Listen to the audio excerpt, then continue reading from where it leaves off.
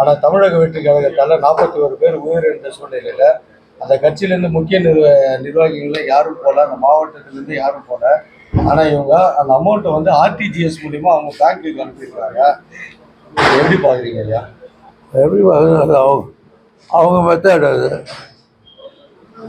ஏன்னா பாதிக்கப்பட்டது பறி போனது வந்து உயிர், விலை மதிக்க முடியாத ஒன்று.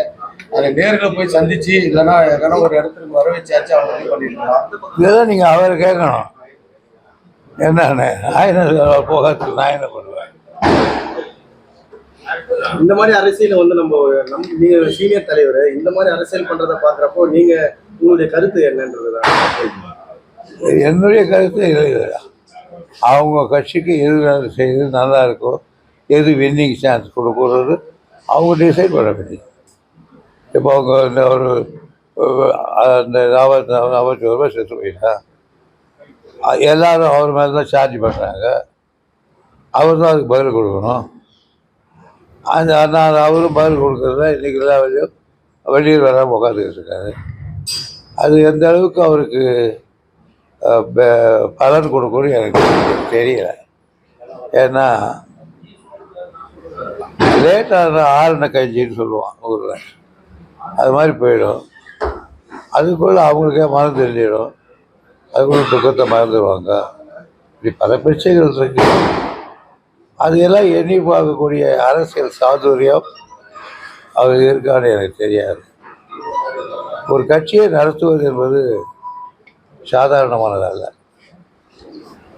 கட்சியை நடத்துகிற தலைவருக்கு முகத்தில் 2 கண் அல்ல, உடம்பு பூரா கண்ணாக இருக்கணும். மூளை போவதுக்கு உடம்பு பூரா சிந்திக்கிற திறன் இருக்கணும்.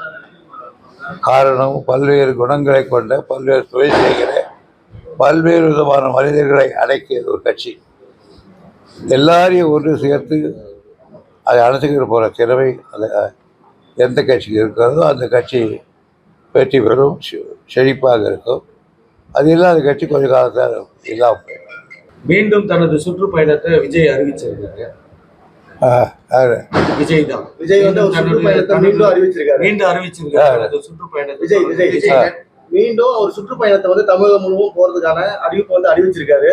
ஏற்கனவே அந்த கரூர் சம்பவம் வந்து இன்னும் அது அடங்கல சூழ்நிலையில மீண்டும் ஒரு சுற்றுப்பயணம் போறப்ப அந்த மாவட்டங்கள்ல இது போல சம்பவங்கள் ஏற்பட வாய்ப்புகள் அதிகமா இருக்கு. இது வந்து நம்ம வந்து எந்த அளவுக்கு நம்ம கட்டுப்படுத்த போறோம்? அது அவர் தான் டிசைட் பண்ணணும். அவருக்கு அங்கே இருக்கிற நிலையை அவருக்கு சொல்லியிருப்பாங்க, அதன் அடிப்படையில் முடிவெடுத்திருக்காரு. அவ்வளோதான். பிளே ஸ்டோர் மற்றும் ஆப் ஸ்டோரில் இருந்து பாலிமர் செயலியை QR கோடு மூலம் பதிவிறக்கம் செய்யுங்கள். செய்திகளை உடனுக்குடன் பெறுங்கள்.